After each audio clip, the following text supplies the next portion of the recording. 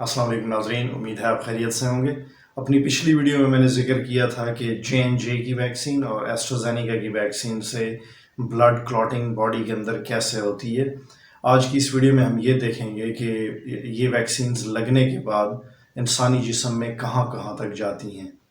चूँकि इन तमाम वैक्सीन्स को इंसानों में इमरजेंसी बेसिस पे इस्तेमाल किया जा रहा है, तो इसके मुतालिक अक्सर डेटा मौजूद नहीं है, और जिन कंपनीज़ ने ये वैक्सीन्स बनाई हैं उन्होंने ज़्यादातर चूहों पे ये रिसर्च की, और जो चूहों के हवाले से रिसर्च डेटा था वो लोगों के साथ अब आहिस्ता आहिस्ता शेयर किया जा रहा है। तो इस सिलसिले में एस्ट्राज़ेनेका और J&J ने जो डेटा हमारे सामने पेश किया है उसकी रोशनी में मैं आज आपसे कुछ डिस्कशन करने लगा हूँ।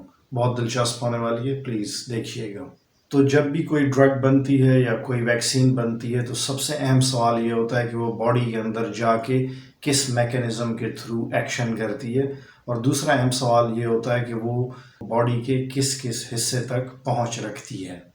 तो एस्ट्राज़ेनेका और J&J वैक्सीन की सूरत में आपको 50 बिलियन वायरल पार्टिकल्स यहाँ पे इंजेक्ट किए जाते हैं। जी हाँ, 50 बिलियन वायरल पार्टिकल्स, यानी 50 बिलियन वायरसेस आपको एक डोज में इंजेक्ट किए जाते हैं।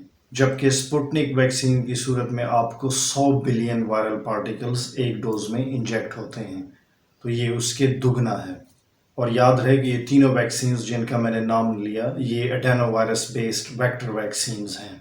तो एडेनोवायरस एक वायरस है जो कि जेनेटिकली मॉडिफाइड होता है, और उसके खोल के अंदर इन वायरल पार्टिकल्स को छुपा के इंसानी बॉडी में इंजेक्ट किया जाता है। तो ये वैक्सीन्स जब आपके इन पट्ठों में लगती हैं तो ये सिर्फ यहाँ तक महदूद नहीं रहती, बल्कि इन पट्ठों के अंदर खून की छोटी छोटी नालियाँ होती हैं, और वो वहाँ से डिफ्यूज़ होकर उनमें शामिल होके खून में शामिल होके जिस्म के बाकी हिस्सों तक भी वो वैक्सीन पहुँच जाती है। चूँकि आपको इंजेक्ट किए जाने वाले ये वायरस जेनेटिकली साइलेंस्ड होते हैं, यानी माजूर होते हैं, तो वो आपकी बॉडी में इन्फेक्शन तो प्रोड्यूस नहीं कर सकते, लेकिन आपकी बॉडी को वो ट्रेन करते हैं और आपकी बॉडी को एक तरह से वायरस प्रोड्यूसिंग मशीनरी में कन्वर्ट कर देते हैं। यानी अब आपका जिस्म एक कारखाना है और वो स्पाइक प्रोटीन खुद ही जनरेट करेगा, खुद ही प्रोड्यूस करेगा, और आइंदा आने वाले रियल इन्फेक्शन की सूरत में उसको मार भगाने की कोशिश करेगा। तो चूहों में की जाने वाली रिसर्च से ये बात सामने आई कि ये 50 बिलियन या 100 बिलियन वायरल पार्टिकल्स जब जिस्म में जाते हैं तो न सिर्फ इन पट्ठों तक महदूद रहते हैं, बल्कि आपके दिमाग, दिल, लिम्फ नोड्स, जिगर, गुर्दों, फेफड़ों और गोनेड्स यानी टेस्टिकल्स और ओवरी तक भी पहुंच जाते हैं। इसके अलावा ये भी देखा गया कि ये वायरस तिल्ली में भी पाए गए, जिसको स्प्लीन कहते हैं। और जो डेटा मैंने आपके सामने पेश किया है ये वैक्सीन लगने के 24 घंटे के बाद लिया गया, और इससे ज़्यादा दौरानिए के लिए इस चीज़ का मुताला नहीं किया गया, और ये बाद में किया जाएगा। तो इस स्टडी से ये क्लियरली सामने आ रहा है कि ये वायरस या ये वैक्सीन इंसानी दिमाग तक पहुंच रही है, और इसकी बायो डिस्ट्रीब्यूशन न सिर्फ दिमाग में है बल्कि दिमाग के अलावा और ऑर्गन्स और टिश्यूज़ के अंदर भी है। तो अगला सवाल ये पैदा हो रहा है कि ये वैक्सीन चूँकि दिमाग में पहुंच रही है और हिस्सों में पहुंच रही है, तो दिमाग के अंदर होने वाले क्लॉट्स क्या इसी बायो डिस्ट्रीब्यूशन का नतीजा है? और इस सिलसिले में दूसरा अहम सवाल ये हो सकता है कि ये ब्लड क्लॉटिंग क्या उस एडेनोवायरस वेक्टर की वजह से हो रही है जो इन वैक्सीन्स के अंदर टेक्नोलॉजी के तौर पर इस्तेमाल हुआ है। तो एडेनोवायरस बेस्ड वेक्टर वैक्सीन्स की 4 अक़साम हैं जो इस वक्त ज़ेर इस्तेमाल हैं, और वो आपको यहाँ पे स्क्रीन पे नज़र आ जाएंगी। तो अब सवाल ये पैदा होता है कि क्या इस टेक्नोलॉजी को मुस्तकबिल में बेहतर बनाया जा सकता है, क्योंकि अगर ये वैक्सीन्स इतने ज़्यादा टिश्यूज़ में, इतने ज़्यादा अज़ा में पहुँच रही हैं तो ज़ाहिर है इनके साथ कुछ ना कुछ ऐसे नुकसानात भी वाबस्ता हो सकते हैं जो अभी तक साइंटिस्ट को मालूम नहीं है। याद रहे कि वैक्सीन्स जान बचाने वाली अद्वियात की कैटेगरी में आती हैं, और इनको हर सूरत में ऐसे बनाया जाना चाहिए कि ये बॉडी के अंदर जाके हर टिश्यू और हर ऑर्गन में न जाएं, बल्कि डिज़ायर्ड टारगेट्स को हिट करें। जहां पर ये वैक्सीन्स चाहिए वहां तक इनकी रसाई हो, और इसके अलावा इनकी रसाई मुमकिन ना हो। यानी हमें एक टारगेटेड ड्रग डिलीवरी सिस्टम चाहिए, और मेरी नज़र में साइंस ने अभी तक इतनी तरक्की नहीं की कि वो इन वैक्सीन्स को अपने मतलूबा टारगेट्स तक ले जाए और इसके अलावा बाकी टारगेट्स को हिट ना किया जाए। और ऐसी सूरत में सबसे बेहतरीन स्ट्रेटजी और हिकमत अमली ये होगी کہ ہم ان ویکسینز کا استعمال کریں جو صدیوں پرانی ٹیکنالوجی پہ بیسڈ ہیں۔ آپ کو اسکرین پہ 3 ویکسینز نظر آئیں گی، Chinese CoronaVac, Chinese Sinopharm اور انڈین کوویکسین۔ یہ سب ان ایکٹیویٹڈ ویکسینز ہیں۔ ان کی افادیت باقی کے مقابلے میں تھوڑی سی کم ہو سکتی ہے، مگر یہ سیفٹی کے اعتبار سے ٹیسٹڈ ہیں۔ اس ویکسین ٹیکنالوجی کو ماضی میں بارہا استعمال کیا گیا اور ماضی میں استعمال ہونے والی بہت ساری ویکسینز اس ٹیکنالوجی پر مشتمل تھیں۔ جب یہ ویکسینز انسانوں میں بڑے پیمانے پر لگائی جانے لگیں تو یہ آلموسٹ جنوری کا مہینہ تھا، اور اس وقت پاکستان میں بھی یہ ویکسین آہستہ آہستہ استعمال کے لیے دستیاب ہونے لگیں۔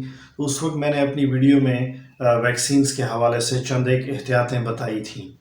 یہ وہ دور تھا جب میڈیکل پروفیشنلز ٹی وی پہ آ کے یا مختلف قسم کے یوٹیوب چینلز پہ آ کے ویکسینز کے بارے میں ترغیب دیا کرتے تھے کہ جو ویکسین ملے آپ کو لگوانی چاہیے۔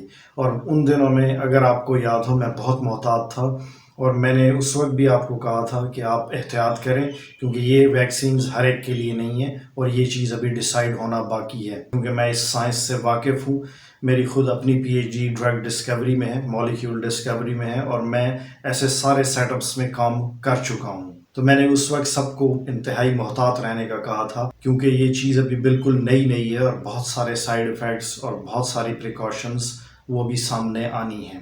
میری اس ویڈیو کے نیچے انفارچونیٹلی میڈیکل پروفیشنلز نے، ڈاکٹرز نے بہت نازیبا کلمات استعمال کیے، عام لوگوں نے بھی استعمال کی، جو کہ ان ویکسینز کو شاید میجک بلٹ سمجھ بیٹھے تھے، کیونکہ ڈرگ ڈسکوری یا ویکسین ڈسکوری ایک بالکل مختلف قسم کا ٹاپک ہے، اور اس پہ بہت سارے میڈیکل پروفیشنلز کی گرپ نہیں ہوتی، تو ہر ایک کی میڈیکل کنڈیشنز مختلف ہو سکتی ہیں۔ ایون اب یہ بھی سامنے آ رہا ہے کہ ایج اور سیکس بھی یہ چیز ڈٹرمن کرتا ہے کہ آپ کو کون سی ویکسین لینی چاہیے۔ جیسے میری نظر میں ایسٹرازینیکا کی ویکسین کو جوانوں میں اور خواتین میں زیادہ استعمال نہیں کرنا چاہیے، اور اگر اولڈ ایج میں اس کو استعمال کیا جا رہا ہے تو اس میں زیادہ پرابلم نہیں ہوں گے۔ اس میں بھی پرابلمز آ سکتے ہیں، لیکن وہ کم ہوں گے، کیونکہ ان کا امیون سسٹم ایج کی وجہ سے قدرے سپریس ہوتا ہے اور وہ زیادہ وائلنٹلی ریئیکٹ نہیں کرتا۔ دیکھیں، ہر دور کی اپنی ہی ضروریات ہوتی ہیں۔ اس دور کی سب سے اہم ضرورت اس وقت ویکسین سلیکشن بن چکی ہے۔ آپ کو اپنے لیے ایک بہتر ویکسین کا انتخاب کرنا ہے۔ میرا یہ یوٹیوب چینل بہت چھوٹا ہے، اور کبھی کبھی میں یہ سوچتا ہوں کہ اگر اس کی رسائی بہت سارے لوگوں تک ہو پاتی، یا چند ایک ویڈیوز جو کہ بہت ہی اہم ہیں ان کی پہنچ بہت سارے لوگوں تک ہو جاتی، تو میرا یہ میسج بر وقت لوگوں تک پہنچ جاتا، اور اس طرح وہ ان معاملات میں احتیاط برتتے۔ اگر میں آپ کو اپنی چینل سٹیٹس دکھاؤں تو آپ حیران ہو جائیں گے کہ مجھے دیکھنے والوں میں سے صرف 10% لوگوں نے مجھے سبسکرائب کیا ہوا ہے، جبکہ اس کے علاوہ 90% لوگ میری ویڈیوز کو دیکھتے ہیں اور سبسکرائب نہیں کرتے۔ تو ظاہر ہے یوٹیوب جس فارمولا اور الگورتھم کو یوز کرتے ہوئے چینلز کو پروموٹ کرتا ہے، تو میری تو پہنچ ظاہر ہے ویسے بھی نہیں ہونی لوگوں تک۔ لیکن آپ کو حقیقت بتاؤں کہ وہ لوگ جنہوں نے مجھے سبسکرائب کیا ہوا ہے، میں ان کو اپنی فیملی مانتا ہوں، اور میں ہمیشہ یہ کوشش کرتا ہوں کہ ایسے اہم ٹاپکس پہ بات کی جائے جس سے ان لوگوں کا فائدہ ہو سکے۔ بٹ آئی نو دنیا مطلبی ہے، آپ اگنور بٹن دباتے رہیے، ہم آپ کی صحت کا خیال رکھتے رہیں گے۔ دیکھیں، جن لوگوں کو ان ویکسین سے کوئی ریئیکشن نہیں ہو، وہ بالکل سیف ہیں، الحمدللہ، اچھی بات ہے، تو وہ تو ابھی بھی میری ان باتوں کو مذاق سمجھیں گے، لیکن جن کو ریئیکشن ہو جائے تو وہ ضرور ان چیزوں پہ سوچتا ہے کہ مجھے بہت احتیاط کرنی چاہیے تھی۔ اپنا خیال رکھیے گا، ملتے ہیں کسی اور ویڈیو میں۔ اللہ حامی و ناصر۔